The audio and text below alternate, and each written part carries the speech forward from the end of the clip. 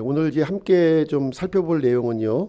어, 제가 제목을 이제 행복을 위한 네 가지 가치 이렇게 해서 이제 정했습니다.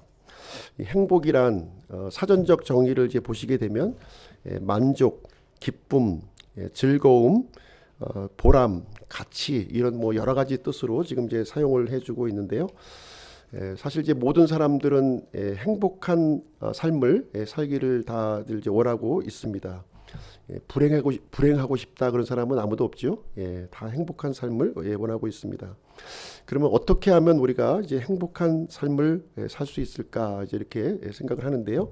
많은 사람들이 이제 행복의 조건으로 이제 생각하는 것이 돈을 많이 벌면 행복할 수 있다. 높은 권력에 올라가면 행복할 수 있다. 그리고 내가 사람들에게 유명해진다면 행복해질 수 있다. 이렇게 이제 생각을 하고 있습니다. 거의 한 90% 이상이 아마 이런 생각을 이제 가지고 있으리라고 생각을 하는데요. 이것은 이제 우리가 손쉽게 확인이 가능합니다. 손쉽게 확인이 가능해요. 지금 가장 돈을 많이 가지고 있는 분한테 가서 지금 행복하냐 이렇게 물어보시면 될 것 같습니다. 만나게 해줄지 모르겠지만은 그리고 이제 가장 높은 권력을 이제 가졌던 사람들, 지금 현직 대통령은 아마 안 만나주겠지만 지금 감옥에 있는 그 두 대통령을 아마 면담을 요청하면 이제 만나주게 할지도 몰라요. 그렇죠? 가서 한번 물어보시면 가장 높은 자리에 올라가셨는데 어떻게 행복하시냐고 한번 물어보시면 그 정답을 우리는 이제 쉽게 얻을 수 있으리라고 생각합니다. 그리고 유명한 사람도 많이 있죠. 유명한 사람들 이제 연예인들, 스타들 이제 있는데요. 그런 분들에게 좀 가서 물어보시면 행복하냐 이렇게 물어보시면 답을 알 수 있을 겁니다. 요즘에 이제 그 유명한 연예인들이 많이 자살한다고 그래요. 행복하신 분들이 왜 자살할까? 그것도 한번 우리가 생각해 볼 필요가 있는 것이고요. 흥미로운 연구, 이제 유튜브에 나와 있는 흥미로운 연구 하나를 이제 소개를 좀 해드리겠습니다. 하버드 대학교에서 이렇게 그 유튜브에 나온 내용인데요. 하버드 대학교에서 이제 진행하고 있는 그런 이제 연구라고 이제 합니다. 1938년부터 지금까지 진행이 되고 있는 거예요. 지금 이제 2호로 지금 그 건강과 이제 생명 거기에도 잠깐 이제 언급이 이제 되고 있는 부분이 되겠는데요. 지금 이제 2021년이니까 이제 83년이나 이제 긴 연구가 이제 진행이 되고 있고요. 처음에 724명이 이제 참여를 했는데 대부분의 사람들이 다 이제 죽었고요. 소수의 몇 명만 지금 살아 있고 이 자손들을 또 대상으로 연구가 또 진행이 되고 있는 거예요. 자손들 행복의 조건이란 이제 그 내용을 가지고 이제 연구를 이제 진행하고 있는데 처음에 이제 두 그룹으로 나누었다고 합니다. 724명을. 그래서 첫 번째 그룹은 하버드 대학교 2학년 재학생들을 이제 대상으로 삼았고요. 또 한 가지 이제 그룹은 보스턴에서 가장 열악하고 아주 가난한 동네에 살고 있는 이 젊은 사람들을 이제 대상으로 그래서 이제 두 그룹으로 나눈 거예요. 하나는 엘리트 그룹, 하나는 이렇게 아주 그 비천한 그룹으로 나누어서 연구가 이제 진행이 되었습니다. 그래서 2년 동안 2년마다 그 사람들의 삶을 이제 추적을 해서 전화로 이제 확인하는 작업을 이제 진행을 했는데요. 의외의 결과가 이제 나온 것이죠. 의외의 결과는 무엇이냐면 그 사람들이 이제 행복의 조건으로 이렇게 생각하고 있었던 것이 무엇이냐면 이제 그 원만한 인간 관계에 있다 이렇게 이제 그 공통적으로 이제 얘기를 하고 있다는 것이죠.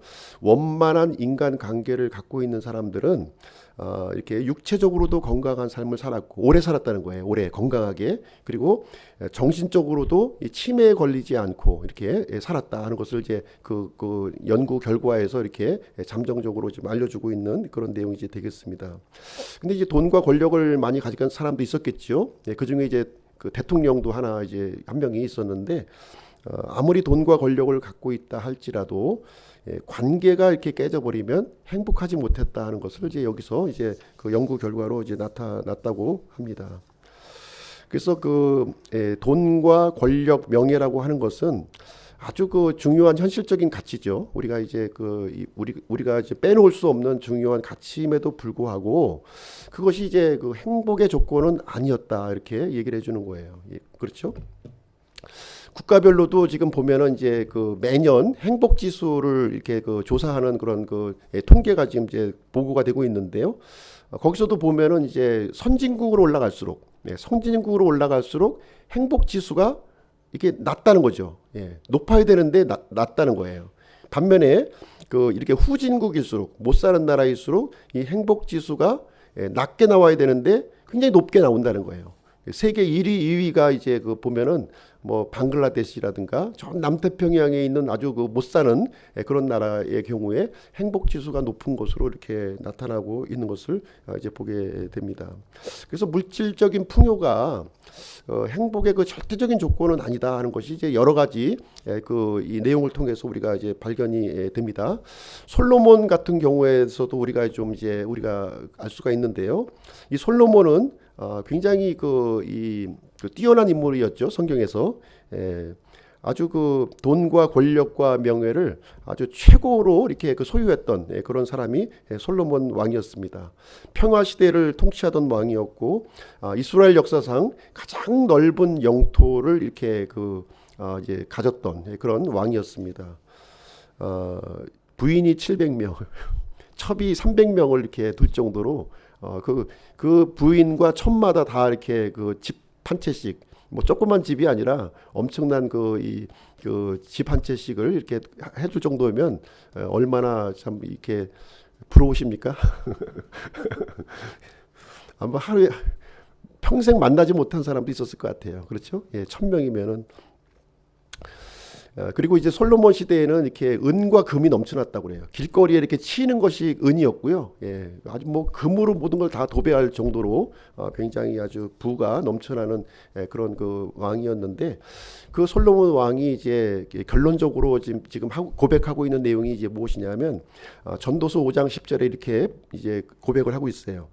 은을 사랑하는 자는 은으로 만족하지 못하며 풍요를 사랑하는 자도 소득의 증대로 만족하지 못하리니 이것도 헛되도다, 이렇게 고백을 하고 있습니다.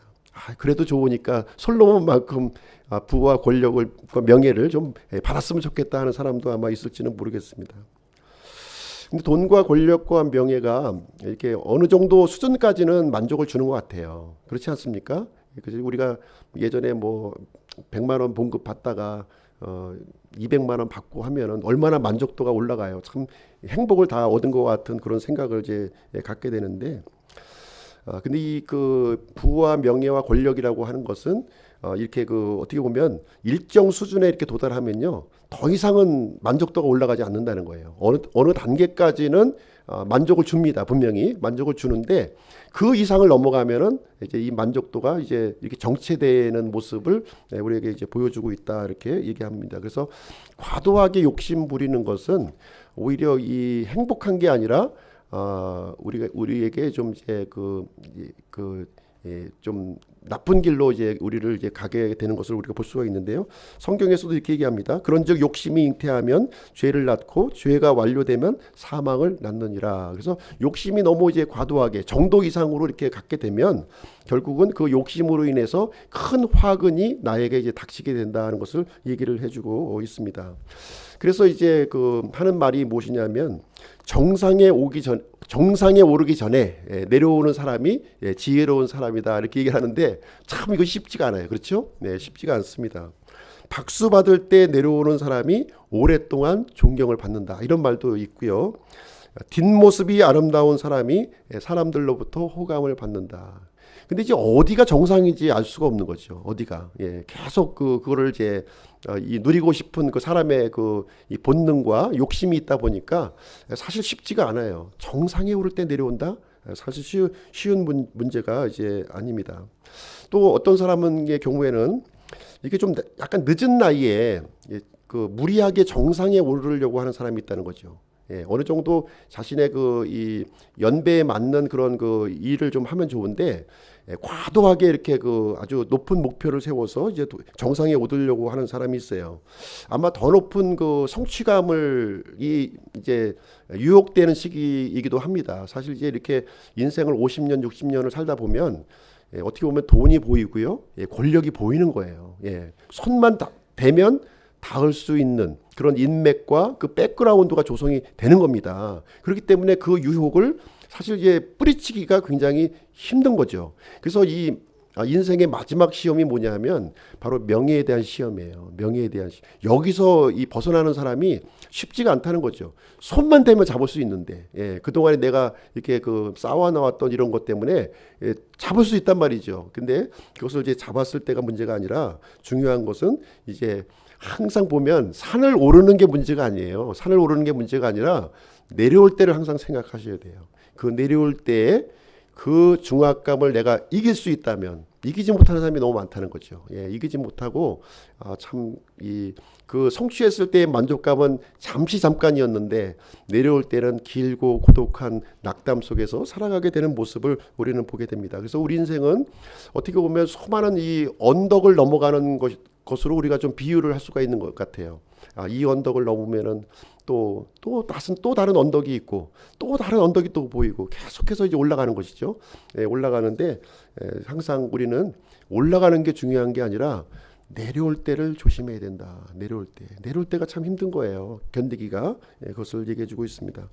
그래서 오늘 아침에는 성경에 나오는 그 네 분을 좀 이제 소개를 해드리려고 합니다. 네 분. 그래서 믿음, 소망, 사랑, 사명의 가치를 붙잡았던 사람, 이 네 분을 좀 이게 소개를 해보면서 어떻게 하면 우리가 행복한 삶을 우리가 이 땅에서 한 번 주어진 인생인데 우리가 행복한 삶을 살아야 될 것이냐, 돈과 명예와 권력을 끝없이 추구하면서 결국은 낙담 가운데 우리가 빠질 것이냐, 아니면 진정한 가치를 우리가 이게 소유하고 행복한 삶을 살아야 될 것이냐 하는 부분을 오늘 아침에 좀 잠깐 말씀을 통해서 같이 생각해보는 그런 시간을 갖도록 하겠습니다. 정월 이제 첫 주니까 좀 의미가 있겠죠. 그래서 한번 말씀을 통해서 나 자신도 한번 이렇게 좀 점검해 보시고요. 행복한 삶이란 과연 어떻게 사는 것인가 하는 것들을 한번 좀 이제 같이 생각을 해보는 그런 시간을 가졌으면 좋겠습니다. 첫 번째 사람은 누구냐면요, 모세입니다. 모세. 믿음의 사람 모세인데요. 믿음의 가치를 붙들었던 사람이었죠. 이 모세는 이제 어떤 사람이었냐면 120살을 살았어요. 굉장히 많이 살았습니다. 120살을 살았는데 모세의 인생은 세 단계로 우리가 이제 구분해서 생각을 해볼 수가 있습니다. 이집트 왕자로 40년을 살았고, 그 다음에 광야의 목자로 40년을 살았고, 그 다음에 마지막 40년은 이스라엘의 그 출애굽 지도자로서 40년의 인생을 살았던 인물이 바로 이제 모세라고 하는 사람이었습니다.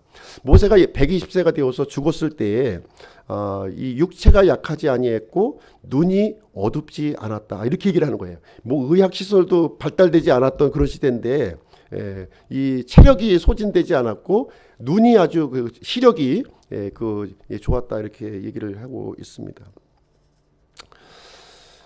히브리서 11장을 한번 가서 보실게요. 히브리서 11장 한번 넘겨서 보시겠습니다.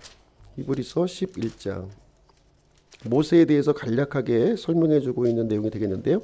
히브리서 11장 24절부터 보시도록 하겠습니다. 히브리서 11장 24절.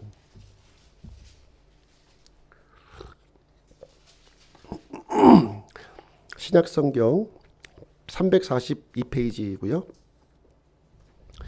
히브리서 11장 24절부터 28절까지 읽어드리겠습니다.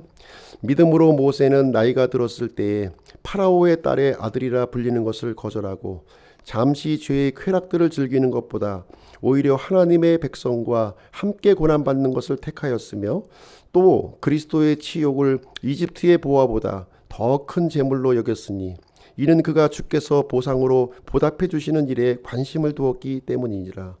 믿음으로 그는 왕의 진노를 두려워하지 아니하고 이집트를 버렸으니 그는 보이지 아니하시는 분을 보는 것 같이 하면서 견디어냈느니라. 믿음을 통해 그는 유월절 피 뿌리는 것을 지켰으니 이것은 처음 난 것을 파멸시킨 자가 그들을 건드리지 못하게 하려 함이라. 자, 모세 같은 경우에를 보시게 되면 가만히 있으면 돈과 권력과 명예가 보장되었던 사람이었어요. 그렇죠? 차기 파라오에 오를 수 있는 그런 인물이었습니다. 그런데요, 40세가 되었을 때 자신의 정체성을 이제 이렇게 깨달은 거죠. 자신은 이 이집트 사람이 아니라 히브리 사람이라고 하는 사실을 이제 알게 되었고요. 자신의 조상들이 믿었던 그 하나님, 여호와 하나님을 내가 섬기겠다 하는 결단을 만 40세가 되었을 때 그 결단을 이제 하게 되었습니다. 그때 이제 그 선택한 결과가 뭐냐? 선택한 결과는 하나님을 믿음으로 선택했는데 그 결과는 광야의 목자로 전락하는 거였어요. 도망자가 되었습니다. 무려 40년의 기간 동안, 40년의 기간 동안 무명의 목자로 사는 모습을 이렇게 보여주고 있습니다. 하나님께서는요, 이 모세를 이 40년 동안 이렇게 그 이집트에 속했던 것들을 40년 동안 비우게 하셨던 거예요. 이집트에서 이렇게 가지고 있었던 이것을 내려놓는데 40년의 시간이 필요했던 거죠.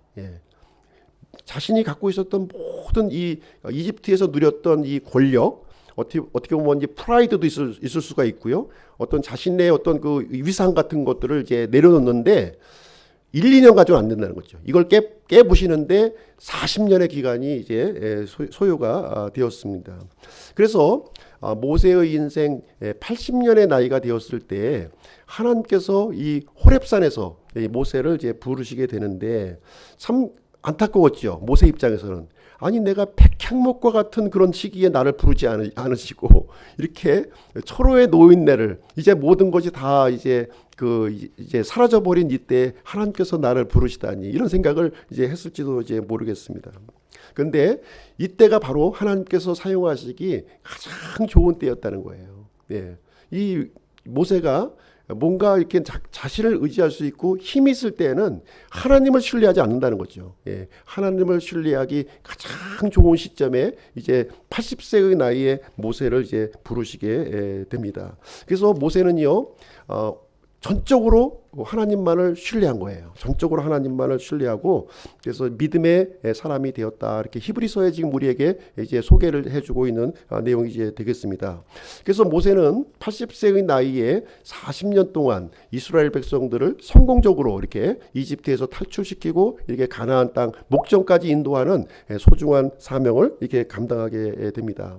사실 이제 그 모세에게 그 이스라엘의 지도자가 되긴 했지만 사실 이제 모세 앞에 놓여진 이 환경이라고 하는 것은 이게 편안한 그런 자리가 아니었죠. 이 광야라고 하는 아주 그 혹독한 그런 환경 속에 있었습니다. 낮에는 더웠고 밤에는 이제 참 찬 이슬이 내리는 아주 추운 그런 환경을 견뎌야만 했습니다. 그것도 백성들이 또 인정한 것도 아니었어요. 백성들은 허구한 날 불평불만하고 이렇게 모세를 공격하는 그런 상황에 놓여져 있었습니다. 그럼에도 불구하고 이 모세는 이 보이지 않는 하나님을 보이는 하나님처럼 이렇게 함께했다. 지금 이렇게 이제 히브리서는 우리에게 말씀해주고 있는데요. 아마 모세의 이 마지막 40년은 가장 행복했던 기간이 아니었나 이렇게 생각을 하게 됩니다. 그래서 돈과 명예와 권력이 있어서 행복하다는 것이 아니라 참 이 믿음의 가치를 소중하고 간직했던 이 사람에게 참다운 행복이 주어졌다고 하는 사실을 우리는 이제 보게 됩니다. 사실 모세에게는 이제 마지막 소원이 있었어요. 뭐냐면은 가나안 땅에 한번 보고 싶었던 거예요. 조상들에게 약속했었던 그 이 젖과 꿀이 흐르는 땅을 자기가 한번 밟아보고 싶은 그런 소망을 사실 이제 갖고 있었습니다. 그러나 하나님께서는 막으셨죠. 그걸 막으시고 모세를 위해서 그것보다 너에게 더 좋은 길을 내가 준비하고 마련했다 이렇게 얘기를 해주고 있습니다. 그래서 모세는 느보산에 올라가서 이제 이스라엘 백성들이 들어갈 그 가나안 땅을 이렇게 보는 것만으로 이렇게 만족을 해야만 했습니다. 그리고 자신의 이 출애굽의 이 그 사명을 이렇게 내려놓게 되었고요. 모세는 하나님의 부르심에 이렇게 순종을 해서 이렇게 건장하고 시력이 약해지지 않았음에도 불구하고 하나님 품에서 이렇게 행복한 죽음을 맞이하는 모세의 모습을 우리는 이제 보여주고 있습니다. 모세는요, 이집트의 이 보화보다 더 값진 것을 이렇게 얻었다고 하는 사실이에요. 비록 힘들었어요. 모든 것이 힘들고 참 어떤 때에는 참 나를 제발 좀 죽여주세요 하는 할 정도로 하나님 앞에 이렇게 그 기도할 정도로 참으로 힘든 기간을 보냈지만 모세는 이 믿음의 사람으로 이렇게 살기를 선택했고요. 하나님의 품 안에서 가장 행복했던 그런 삶을 살았다는 것을 우리에게 알려주고 있습니다. 그래서 우리 그리스도인들도 사실 이 모세의 믿음을 소유한 사람들이에요. 그래서 얼마든지 믿음 안에서 행복한 우리가 삶을 살 수 있음을 우리가 알 수가 있습니다. 두 번째 사람을 이제 소개해드리겠습니다. 두 번째 사람은 누구냐면 바로 다윗입니다. 다윗. 다윗은 소망의 사람이었죠. 소망의 사람이었다 이렇게 얘기를 해주고 있습니다. 이 소망의 가치를 붙들고 있는 사람이 참으로 행복한 사람이다 하는 것을 우리 성경은 우리에게 증거를 해주고 있습니다. 다윗은 어떤 사람이었습니까? 다윗은 이새의 집안에서 8번째 아들로 이렇게 태어났어요. 막내 아들로 이렇게 태어났습니다. 그리고 어린 나이에 사무엘로부터 이스라엘의 왕으로 이제 기름 부음을 이제 이렇게 받게 되는데요. 어느 날 이제 블레셋과 전쟁이 일어났죠. 이스라엘과 전쟁이 이제 일어났는데 그때 아주 그 블레셋에 아주 강력한 용사가 있었습니다. 골리앗이라고 하는 그 이제 장수가 이스라엘의 하나님을 무시하고 이스라엘을 겁박하는 그러한 일이 이제 발생하게 되었죠.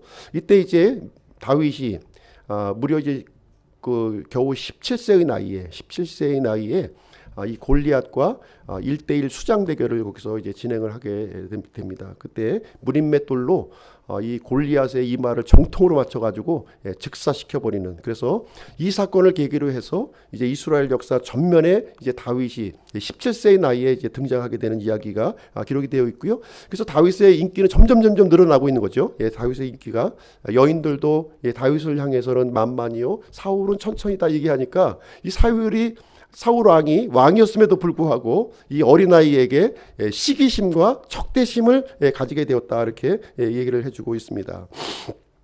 그 시기심의 정도가 너무나 심해서 이 다윗을 죽이려고 계속 이제 그 사울이 이제 했던 모습을 우리는 보게 됩니다. 그래서 다윗은 왕으로 기름을 부음을 받았음에도 불구하고 거의 10년 이상을 사울로부터 쫓겨다니는, 마치 이제 그 이 사냥꾼의 이 활에 쫓겨다니는 그 어린 여린 이 산새와 같이 쫓겨다니는 그런 신세를 이제 갖게 되었습니다.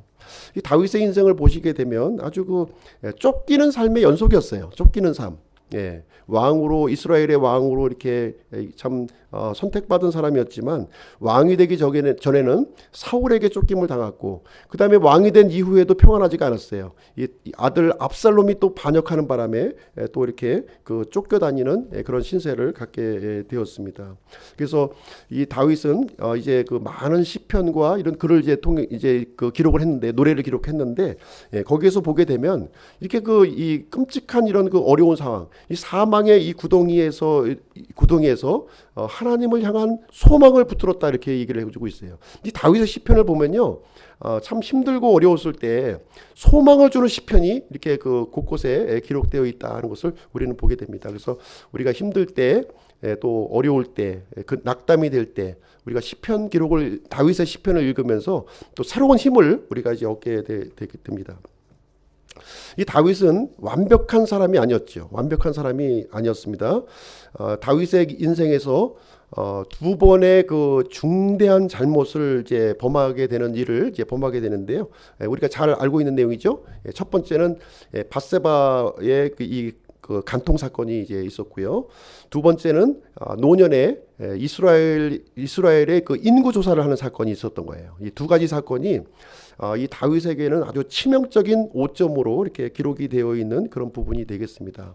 근데 하나님께서는요, 이 다윗의 치명적인 오점을 가지고 하나님께서는 이 새로운 소망을 이 다윗에게 부어줬다고 하는 사실이에요.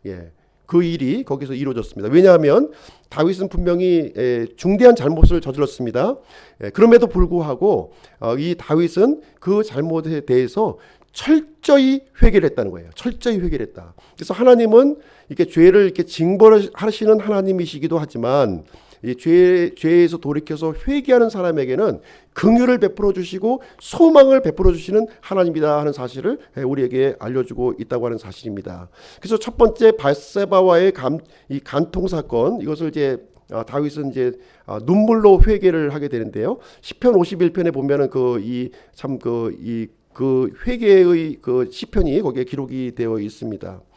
이 회개했을 때 하나님께로 돌이켰을 때 하나님은 다윗에게 어떤 소망을 부어 주셨냐면 다윗의 언약을 세워 주셨다는 거예요. 다윗의 언약을 세워 주셨어요. 다윗의 자손을 통해서 인류의 구속자 메시아가 올 것을 다윗에게 약속해 주는 놀라운 일이 여기에 이제 기록이 되어 있습니다. 두 번째 이제 그 인구 조사 사건인데요. 노년의 인구 조사를 이제 진행을 한 거예요. 이 사건을 통해서도 이 다윗은 혹독한 대가를 받은 거예요. 혹독한 대가를 이제 받게 됐습니다. 이 역병으로 수많은 그 이스라엘 백성들이 죽임을 당하는 그러한 일이 일어났는데 이때 다윗은요 자신의 잘못을 깨닫자마자 이 베옷을 입고 하나님 앞에 나아가서 회개하는 모습을 이렇게 보여주었습니다. 그때 하나님께서 이 회개한 다윗에게 소망을 또 이제 부어주시게 되는데요. 그 소망을 이제 어떻게 이제 보여주시게 되냐면. 이제 그 하나님 앞에 이제 그 회개를 하기 위한 이제 희생 제단을 이렇게 쌓게 되는데요.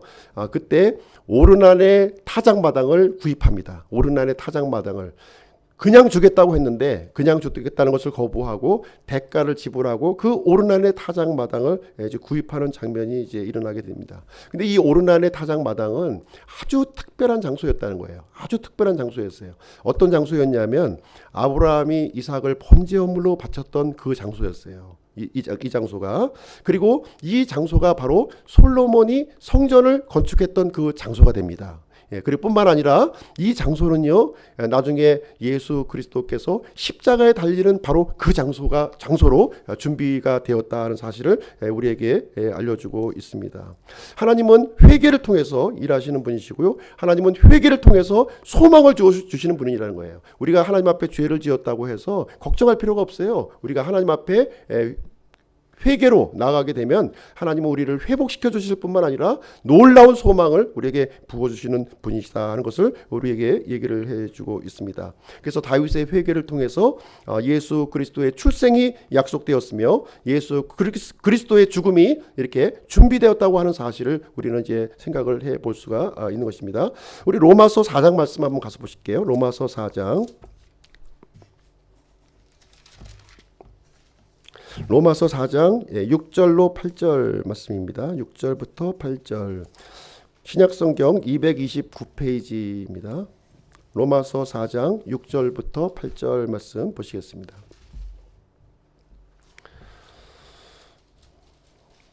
제가 읽어드리겠습니다.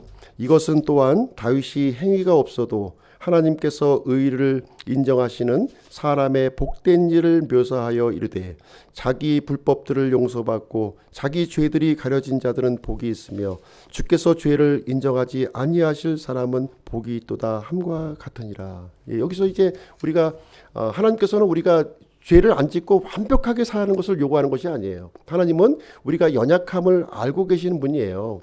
알고 계신 분입니다. 그래서 우리가 비록 육신이 연약해서 잘못을 정당화해서는 안 되겠지만 우리가 잘못했을 때에는 하나님 앞에 회개하고 죄 용서를 받는 이 사람이 참으로 복된 사람이다 하는 것을 얘기해 주고 있어요. 그래서 우리가 반복적으로 죄를 짓는 죄가 있을 수도 있습니다. 사실은 육신이 약하기 때문에. 그러나 그 빈도가 하나님 앞에 회개하고 나갈 때마다 그 빈도가 줄어들게 되고 죄에 대해서 예민해지게 되고 또 결국은 죄를 짓지 않게 되는 그러한 단계까지 우리가 올라가게 되는 것을 우리가 볼 수가 있습니다.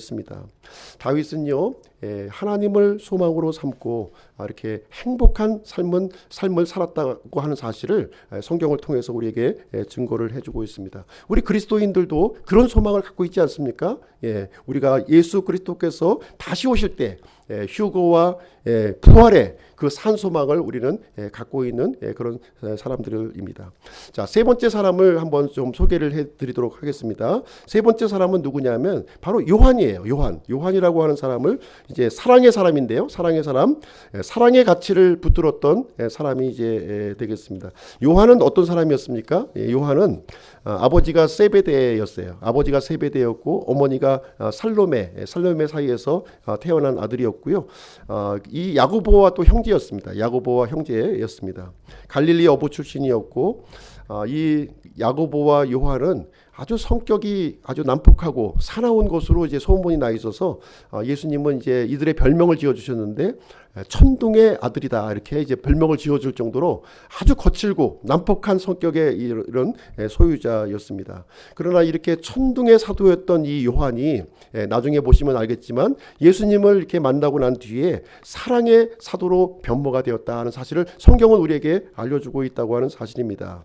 요한은요 예수님을 만난 그 순간부터 어떤 결단을 했냐면 예수님과 가장 가까운 자리에 내가 있어야 되겠다 이런 생각을 가지고 있었던 거예요. 그래서 항상 이 요한은 예수님의 품 안에 있던 제자라는 표현을 이제 할 정도 아니 그 물리적으로도 아주 가까운 거리에 이제 있기를 이제 원했다고 하는 사실이죠. 이 물리적인 거리만 얘기하고 있는 것이 아니라 실질적으로 이 친밀함의 이 관계를 이 예수님과 아주 근접하게 갖기를 원했다 하는 것을 이제 우리는 이제 알 수가 있습니다. 그래서 이 요한에게 참 그 예수님에 대한 갈망을 갖고 있었는데요. 어떤 갈망이냐면 예수 그리스도를 알기를 이렇게 원했다는 거예요. 그리고 예수 그리스도를 이렇게 닮기를 원했다는 겁니다. 그리고 예수 그리스도를 따르기를 원하는 그런 갈망이 마음속에 요한에게 있었습니다. 그래서 예수님께서 이제 어떤 단계까지 들어가게 되냐면 이제 친밀함의 관계를 넘어서서 예수님이 요한의 마음속으로 요한이 예수님의 마음속으로 이렇게 들어가는 아주 그 이 예수님과 요한이 이렇게 연합되는 모습을 요한복음과 요한일서를 통해서 우리에게 이제 알려주고 있습니다. 그래서 이 하나님의 사랑을 공유한 거예요. 예수님 안에 있었던 이 하나님의 사랑을 공유하는 그 요한의 모습을 우리는 이제 보게 되는데요. 우리가 이제 요한일서 말씀을 통해서 그 아주 깊은 내용을 한번 좀 같이 좀 이제 살펴보기를 원합니다. 요한일서 4장을 한번 가서 보시겠습니다. 요한일서 4장. 요한일서 4장 16절 17절 말씀입니다. 요한일서 4장 16절 17절. 요한일서 4장 16절 17절 367페이지죠. 제가 읽어드리겠습니다. 우리를 향해 하나님이 가지고 계신 사랑을 우리가 알았고 또 믿었나니 하나님은 사랑이심으로 사랑 안에 거하는 자는 하나님 안에 거하고 하나님도 그 안에 거하시느니라. 이 점에서 우리의 사랑이 완전하게 되었나니 이것은 우리가 심판날에 담대함을 가지게 하려 함이라. 이는 그분께서 어떠하신 것 같이 우리도 이 세상에서 그러하기 때문이니라. 아주 굉장히 놀라운 말씀이죠. 이 말씀은 참 그 귀한 말씀이고요. 이 말씀만 만약에 정확하게 이해하고 내가 붙들 수만 있다면 행복한 인생을 우리가 보장받을 수 있는 그런 말씀이 이제 되겠습니다. 사도 요한은요, 이 말씀의 비밀을 깨달은 사람이에요. 이 말씀을 깨달았을 뿐만 아니라 경험한 사람이 이제 되겠습니다. 우리가 이제 그 하나님의 사랑을 우리가 알고 또 그 하나님의 사랑을 믿었을 때 그 하나님의 사랑이 어떻게 돼요? 우리 안에 들어온다는 거예요. 하나님의 사랑에 대해서 알고 그 하나님의 사랑을 내가 믿었을 때 그 사랑이 우리 마음속으로 들어오게 된다 이렇게 얘기를 해주고 있습니다. 그러면서 그 사랑이요 하나님의 사랑이 계속해서 우리에게 부어지는 거예요. 계속해서 부어지는 경험을 요한은 이 경험을 했다고 하는 것입니다. 요한이 경험한 이 경험은 다른 게 아니에요. 너무나도 단순한 것이지만 이 단순한 것을 우리가 이제 실행하지 못하기 때문에 그것을 이제 경험하지 못하고 있는 것이지요. 요한은요, 이 하나님의 받았던 이 사랑, 자신이 알고 믿었던 이 하나님의 사랑, 이 부어지는 사랑을 어떻게 했을까요? 이 부어지는 사랑을 나만 이렇게 꼭 간직하고 빠져나가지 않게 이렇게 간직한 것이 아니라 이거를 퍼주었다는 거예요. 가지고 이 자신에게 부어진 이 사랑, 이 놀라운 사랑을 퍼주었다는 거예요. 퍼주면 퍼주었을수록 하나님의 사랑이 놀랍게 더 많은 사랑이 부어지게 되고요. 요한을 새롭게 해주었다 이렇게 얘기를 해주고 있습니다. 바로 이 내용이 바로 노년에 이 요한이 발견했던 이 사랑의 비밀이라는 거예요. 이 사랑을 이렇게 가지고 간직을 하게 되었습니다. 성경은요, 우리 구원받은 사람들에게 반복적으로 요구하는 게 있어요. 반복적으로 요구하는 것이 무엇이냐면 너희가 받은 그 구원을 입증해 보이라는 거예요. 예, 너희가 받은 구원을 입증해 보이라. 예, 가만히 간직하고 있으라는 게 아니에요. 그리고 하나님의 일꾼으로서 하나님의 일꾼이 되기를 이렇게 연구하라는 거예요. 연구. 예, 이걸 연구하라는 거예요. 어떻게 하면 내가 부끄러움이 없는 하나님의 일꾼이 될 수 있는가를 연구하라는 거예요. 그리고 우리 속에 하나님께서 주신 이것들을 나 혼자서만 이 사해바다처럼 간직하고 있는 것이 아니라 갈릴리 호수처럼 이렇게 흘러 넘치게 하라는 거예요. 흘러 넘치게. 예, 저도 그 믿음 생활을 한 40년 정도 하면서 참 안타까운 부분이 있어요. 안타까운 부분이 뭐냐면 이게 그 믿는 사람들을 이렇게 보면 믿음 생활을 이렇게 오래 했고 교회 생활을 이렇게 많이 오래 했는데 왜 그렇게 마음이 딱딱해지고 왜 그렇게 마음이 완악해지고 왜 그렇게 마음이 이렇게 좁아지는지 저는 이해를 할 수가 없어요. 저도 그런 거기 그 범주에서 벗어나고는 있지는 못하지만 그래도 이 문제점을 알고 어떻게 하든지 내 마음을 부드럽게 하고 어떻게 하든지 내 마음을 이렇게 넓히려고 하고 어떻게 하든지 내 마음을 이렇게 가난하게 하려고 하는 그런 심령을 갖고 있는데 이것이 정상이 아니겠습니까? 근데 이 믿는 사람들을 가만히 보게 되면 왜 이렇게 딱딱해지는 걸까? 저렇게 믿음이 좋고 저렇게 말씀을 많이 알고 저렇게 깊은 지식을 갖고 있는데 왜 이렇게 마음이 완악하고 딱딱하고 이렇게 비좁은 것일까 하는 것을 생각할 때 참 저는 안타까운 심정을 저는 갖고 있어요. 그래서 우리 기쁨 침례교회 성도님들은 그런 마음을 가졌으면 좋겠어요. 이렇게 요한과 같이 그 이유가 다른 게 없는 것 같아요. 하나님께서 부어진 그 사랑을 나만 갖고 있으려고 하니까 그런 현상이 일어나는 것 같습니다. 그래서 이 사랑을 나만 가지려고 하지 마시고 나누어주는 그런 넉넉함이 우리에게 있기를 간절히 바랍니다. 그래서 요한은요, 이 하나님의 사랑이 그래서 완전하게 되는 것을 발견했다는 거예요. 이 사랑이 처음에는 하나님의 사랑이 적은 사랑이 들어왔겠죠. 그러나 점점 더 많은 사랑이 부어지면서 이 사랑이 완전하게 되었을 뿐만 아니라 이제 심판날에 그 사랑이 나에게 담대함을 이렇게 허락해 주신다 것을 이렇게 알게 되었습니다. 우리가 그리스도의 심판성에 다 서게 될 거예요. 그때는 지식을 심판하는 것이 아니고요. 우리가 교회 다니는 연수를 심판하는 것이 아니라 무엇을 심판하느냐? 하나님의 사랑을 심판한다는 거예요. 하나님의 사랑이 얼마나 성숙해졌고 얼마나 이렇게 완전해졌는지를 검증하게 될 것입니다. 그 외의 모든 것은 다 없어져 버릴 거예요. 그 사랑을 우리는 이 땅에 있는 동안에 우리가 남겨진 이유가 그거라는 거예요. 이 사랑을 완전하게 하고 하나님의 이 심판날에 담대함을 얻는 그 사랑을 우리가 키워나가야 될 그 일을 해야 될 것이다 하는 생각을 합니다. 이 사도 요한과 같이 이렇게 거칠고 난폭한 성격의 소유자가 예수 그리스도를 알고 믿고 이렇게 가까이하고 친밀하게 될수록 그 마음이 부드러워지고 사랑으로 넘쳐나는 사도가 되었다 하는 것을 우리에게 가르쳐주고 있고요. 사도 요한은 이 행복한 노년을 이렇게 보내게 되었다는 것을 우리는 믿어 의심치 않게 되는 것입니다. 우리 모두는요, 하나님의 위대한 사랑을 우리가 받은 사람들이에요. 그렇지 않습니까? 그렇다면 이 위대한 사랑을 나만 간직하고 있으려고 하는 것이 아니라 이것을 이렇게 흘려 넘치게 내어보내는 그런 사람이 되었으면 좋겠습니다. 그래서 지금까지 우리가 행복의 세 가지 가치를 이제 말씀드렸어요. 믿을 만한 사람, 우리가 이렇게 좀 각박한 그런 세상을 살아가고 있지만 믿을 만한 사람이 있다면 참으로 행복한 사람 아니겠습니까? 그렇죠? 그리고 소망이 있다면 우리는 아무리 지금 이 순간이 힘들고 어려워도 소망이 있다면 우리는 행복할 수가 있다고 하는 사실입니다. 그리고 사랑하는 사람이 있다면 참으로 행복한 거예요. 그렇죠? 네 번째 사람을 한번 소개를 해드리도록 하겠습니다. 네 번째 사람은 사도 바울입니다. 사도 바울. 사도 바울은 사명의 사람이었어요. 사명의 사람. 사명의 가치를 붙들었던 그런 사람이 이제 되겠습니다.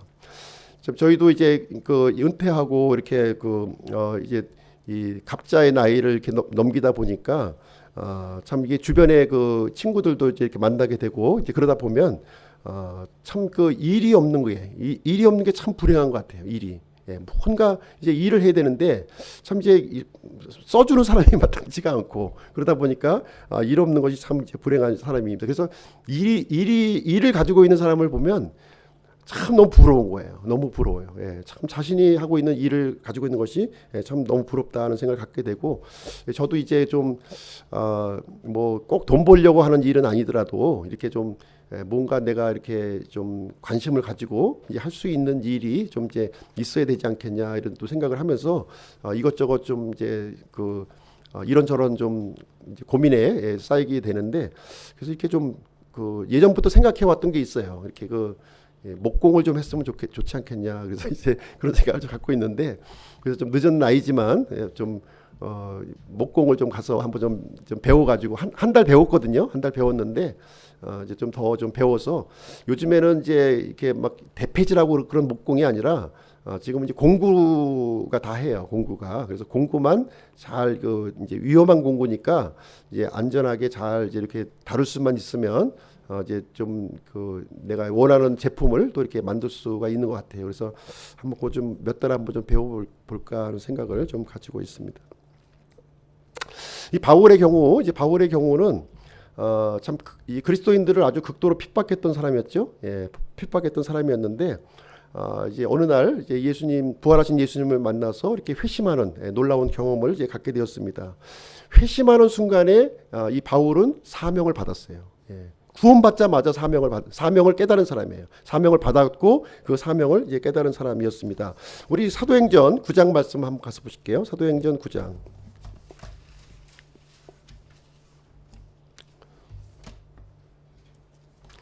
사도행전 9장 15절 한번 보겠습니다. 사도행전 9장 15절.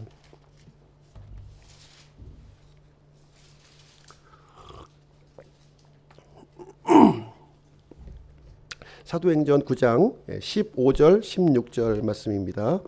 그러나 주께서 그에게 이르시되 내 길로 가라. 그는 이방인들과 왕들과 이스라엘 자손 앞에 내 이름을 전하기 위해 내가 택한 그릇이니라. 그가 내 이름으로 인하여 얼마나 큰 일들로 반드시 고난을 겪어야 하는지 내가 그에게 보이리라 하시니. 자, 바울의 그 사명을 여기에 이제 아나니아라고 하는 제자에게 알려주시는 이제 장면이 이제 되겠는데요. 이 바울은 구원을 받자마자 어떤 사명을 받았냐면 이방인들의 사역자로 부르심을 받았다는 거예요. 이방인들의 사역자. 예. 사실 이제 이방인의 사역자로 이게 준비가 되었던 거죠. 예. 바울은 디아스포라 유대인이었고요. 예. 그리고 헬라어와 라틴어, 그리고 이제 히브리어, 아람어 이런 언어에 능통했던 사람이었어요. 그렇기 때문에 이방인들에게 하나님의 말씀을 전할 수 있는 아주 적합한 그런 그 도구로 이렇게 준비되었음을 볼 수가 있고요. 그래서 구원받자마자 바로 이 이방인의 사역자로 부름을 받았습니다. 뿐만 아니라 예수님의 이름으로 말미암아 고난받기 위해서 고난받는 것도 이미 또 정해졌다는 거예요. 구원받자마자 이제 예수님을 전하는 이유로 인해서 엄청난 고난에 직면하게 될 것을 이렇게 받게 되었습니다. 그러나 이 바울은요, 이 복음 선포하는 이 일을 자랑스러워했다는 거예요. 자랑스러워했고 또 그것으로 말미암아 이제 많은 고난을 또 겪게 되는데요. 그 고난조차도 기쁨으로 받아들이는 바울이었다, 이렇게 얘기를 해주고 있습니다. 왜 그렇습니까? 바울은 예수 그리스도의 가치가 이 뛰어난 가치를 발견했기 때문에 그랬던 거예요. 이 예수 그리스도의 이 엄청난 가치를 발견했기 때문에 그 예수님을 전하는 이 통로가 된다는 것, 이 영광의 통로가 된다는 것을 너무나도 감사했고 너무나도 영광스럽고 너무나도 송구스럽게 이렇게 생각을 했다고 하는 사실입니다. 그래서 이 바울의 경우는 참으로 이 복음을 전할 때 참 죽을 고비도 많이 넘겼지만 이 복음을 전하는 것으로 인해서 참으로 행복감을 가졌었던 그런 모습을 우리는 이제 보게 됩니다. 우리 구원받은 사람들도요, 각각 개별적으로 어떤 의미에서 사명을 받은 사람들이에요. 사명을 받았다, 이렇게 보시면 되겠습니다. 그래서 사명을 거창한 것으로 생각할 필요는 없어요. 이 사도 바울과 같이 뭐 이방인의 사역자 뭐 이렇게 생각할 필요는 없고요. 단순하게 우리가 적용을 할 수가 있습니다. 예를 들면 내가 잘할 수 있는 일을 하시면 되는 거예요. 내가 잘할 수 있는 일, 그리고 기꺼이 할 수 있는 일을 하시면 되는 겁니다. 그게 사명이에요. 그게 사명입니다. 내가 잘할 수 있는 일, 내가 기꺼이 할 수 있는 일을 하는 것이 바로 사명이다, 이렇게 보시면 되겠습니다. 사도 바울에게는 이 복음 전하는 일이 잘할 수 있는 일이었고요. 기꺼이 감당할 수 있는 그 일이었다고 하는 사실입니다. 그래서 노래하는 사람은 노래로, 음식하는 사람은 음식으로, 청소하는 사람은 청소로, 가르치는 사람은 교육으로, 기도하는 사람은 기도로, 또 상담하는 사람은 상담으로, 또 그리고 물질로 후원하는 사람은 물질로, 또 예배에 참석하는 사람은 예배로, 이렇게 내가 할 수 있는 것을 이렇게 하나씩 이렇게 넓혀가는 것이 바로 이제 사명이다, 이렇게 말씀을 드릴 수가 있겠습니다. 그래서 바울은요, 어떻게 보면 참 그 하나님의 높은 부르심의 상을 받으려고 표대를 향해 밀고 나아간다, 이렇게 얘기를 해주고 있는데요. 어떻게 보면 이 경주마 아시죠? 경주마가 그 눈가리개를 하고 달리는 것과 같은 이 바울의 모습은 그런 모습이었어요. 좌고우면하지 않고 진짜 앞에 있는 레이스만 바라보고 이렇게 전력 질주하는 그런 모습이 바울의 모습이었습니다. 바울은 마지막 순간까지 자신에게 주어진 이 사명을 놓지 않았고요.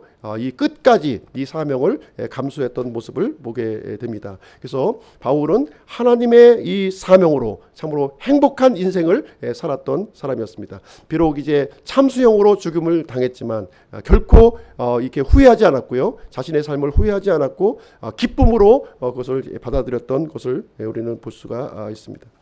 그래서 이제 오늘 4명의 사람을 우리가 함께 살펴보았습니다. 행복을 위한 4가지 가치 살펴보았는데요. 고린도전서 13장 말씀을 읽어본 본문의 말씀을 보겠습니다. 고린도전서 13장. 고린도전서 13장 11절부터 13절 오늘 읽은 본문의 말씀 한번 보시도록 하겠습니다.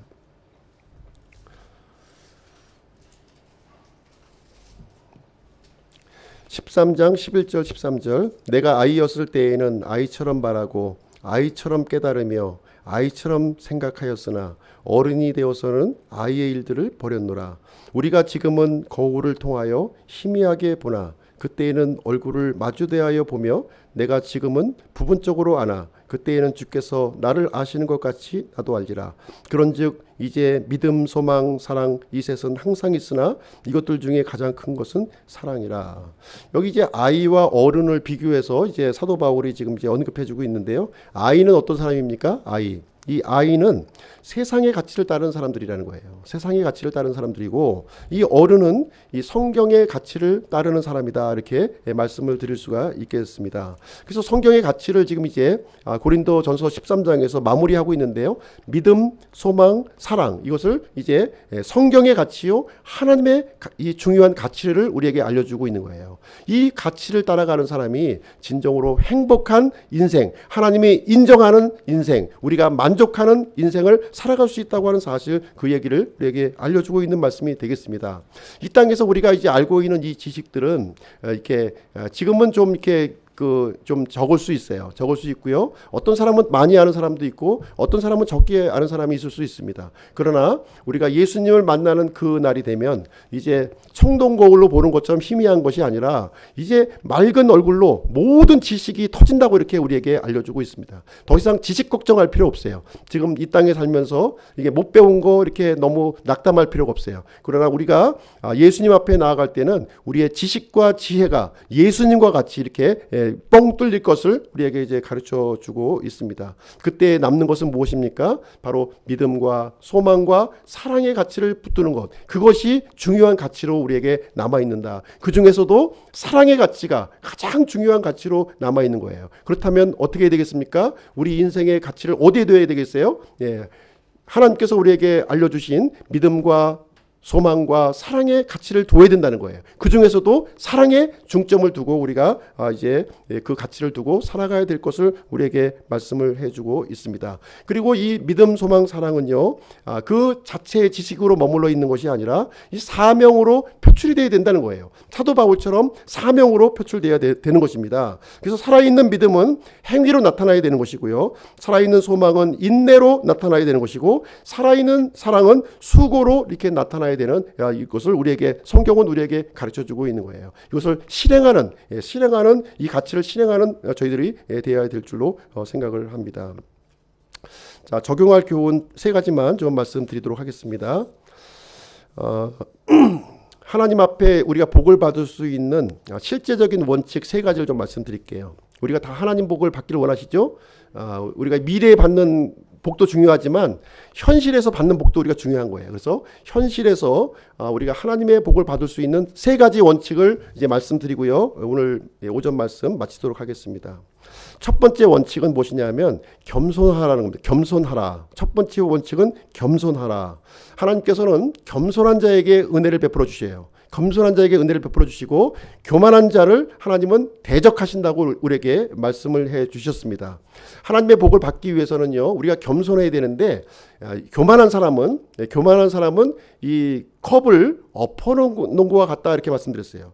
엎어놓은 것과 같다. 그래서 하나님이 아무리 은혜를 주고 싶어도 은혜를 받을 수 없는 그런 상태가 되는 것이죠. 그래서 교만한 사람은 절대로 하나님의 복을 받을 수가 없습니다. 내가 다 할 수 있어. 내가 최고야. 나는 누구의 도움도 필요 없어 하는 사람은 하나님의 복을 받을 수가 없는 그런 상황이라는 거예요. 반면에 자신을 이렇게 비우고 겸손한 마음을 품은 사람은 하나님께서 복을 이제 그 그릇의 넓이만큼 우리에게 부어 주신다 이렇게 말씀을 해주고 있습니다. 그래서 하나님의 말씀을 통해서 우리는 겸손함을 가져야 되는 거예요. 겸손한 척하는 것이 아니라 실제 겸손한 마음을 우리가 이제 성품을 우리가 빚어나갈 때 우리가 하나님의 은혜를 우리가 받아들일 수 있음을 얘기해주고 있습니다. 두 번째는 히브리서 13장 5절 한번 보겠습니다. 히브리서 13장 5절. 히브리서 13장 5절. 두 번째 원칙.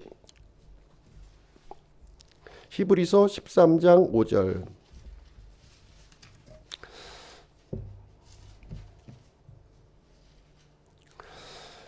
너희의 행실을 탐욕이 없게 하며 너희가 가진 것들로 만족하라. 그분께서 이르시되 내가 결코 너를 떠나지 아니하고 너를 버리지 아니하리라 하셨느니라. 하나님께서 우리에게 약속을 주셨습니다. 어떤 약속을 주셨어요? 내가 결코 너를 떠나지 아니하고 결코 너를 버리지 아니하겠다. 이 약속을 주셨는데요. 어떤 사람에게 주셨나요? 어떤 사람에게? 그 조건이 있죠. 앞에. 그 앞에 조건은 너희의 행실을 탐욕이 없게 하고 너희가 가진 것들로 만족하라는 거예요. 내가 가지고 있는 것으로 만족하는 사람에게 하나님은 결코 너희를 버리지 아니하고 너희를 떠나지 않겠다고 하는 이 약속을 우리에게 주셨다고 하는 사실입니다. 행복한 사람은 어떤 사람이에요? 내가 가진 것으로 만족하는 사람이라는 거예요. 내가 지금 가지고 있는 것, 가지고 누리고 있는 것을 가지고 행복한 사람이라는 거예요. 그 사람이. 근데 불행한 사람은 어떤 사람이에요?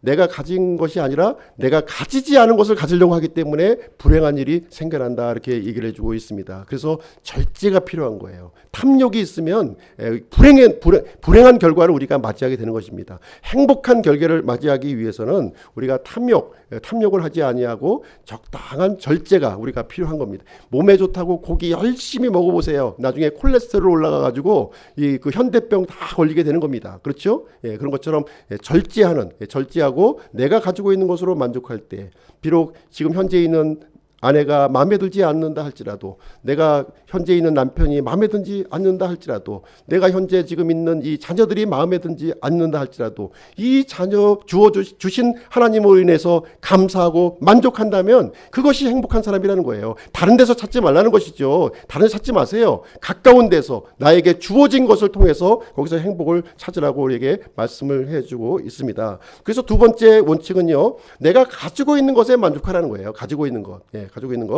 세 번째 원칙을 말씀드리겠습니다. 세 번째 원칙은 아까도 이제 말씀드렸지만 베푸는 사람이 되라는 거예요. 베푸는 사람이 되라 이렇게 얘기해주고 있습니다. 사도행전 20장 35절에 보면 예수님께서 이렇게 말씀하셨다고 합니다. 주는 것이 받는 것보다 더 복되도다 이렇게 얘기를 해주고 있어요. 주는 자가 복된다는 거예요. 주는 자. 근데 이제 어떤 분이 이런 얘기를 하면은 이제 이렇게 얘기할 거예요.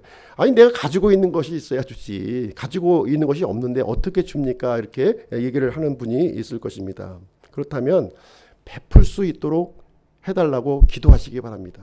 내가 베푸는 자가 될 수 있도록 기도하라는 거예요. 그러면 하나님께서는 그 기도를 100% 들어주신다는 것이죠. 내가 베풀기 위해서 달라는데 내 것을 내가 욕심채기 위해서 가지려고 하는 것이 아니라 다른 사람에게 베풀기 위해서 달라고 한다면 하나님은 그 기도를 100% 들어주십니다. 그래서 우리가 베푸는 자가 되었을 때 하나님께서는 그 기도를 응답해 주실 뿐만 아니라 더 많은 것으로 우리를 채워주시는 분이다 하는 것을 우리에게 알려주고 있습니다.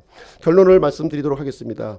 행복의 완성은 사랑입니다. 사랑의 초점을 우리가 맞출 때에 우리는 행복한 인생을 이 땅에서뿐만 아니라 영원한 세상에서도 행복한 삶을 살 수가 있습니다. 오늘은 행복을 위한 네 가지 가치에 대해서 함께 이제 말씀을 드렸습니다. 행복은 멀리 있는 게 아니에요. 환경이나 조건을 통해서 주어지는 것이 아닙니다. 이렇다면 생기는 것이 아니에요. 이 하나님의 이 가치를 붙들 때에 우리는 행복한 삶을 살 수 있다는 것을 우리에게 얘기해 주고 있습니다. 이 가치를 위해서, 이 가치를 소유하기 위해서 서로가 함께 노력하고 또 함께 앞으로 나아가는 저희들이 되었으면 좋겠습니다. 하나님과 사람과의 관계를 이렇게 풍성히 하시는 우리 기쁨 침례교회 성도님들이 되시기를 주님의 이름으로 축복드립니다. 기도하고 마치도록 하겠습니다.